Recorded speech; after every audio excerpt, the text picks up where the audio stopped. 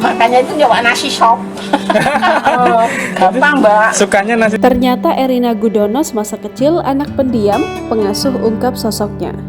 Masa kecil Erina Gudono rupanya tak luput dari asuhan babysitter. Sarjinem, sang pengasuh, mengungkapkan pengalamannya dalam merawat calon istri Kaisang tersebut. Adapun dirinya merawat Erina sejak umur 2,5 tahun hingga beranjak remaja, hingga duduk di bangku sekolah menengah pertama. Ia juga yang suka menggendong dan memasak makanan untuk Erina Gudono. Perempuan 56 tahun itu mengatakan bahwa Erina ketika kecil sulit untuk perihal makanan. Bahkan ketika meminta disuapi makanan, dirinya harus membawa Erina dengan jalan keliling kampung.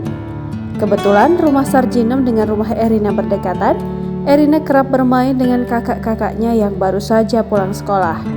Menurut Sarjinem, Erina bukanlah anak yang bandel, tetapi kakak Erina, Alen Gudono, yang justru dikenal sebagai anak yang paling bandel di antara saudara Erina.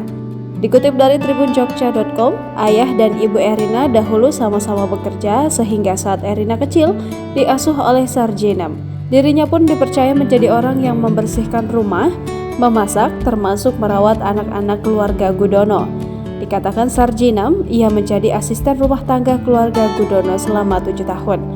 Kini Erina Gudono sudah dewasa dan sebentar lagi akan dipinang oleh Kaisang Pangarep, putra bungsu Presiden Joko Widodo.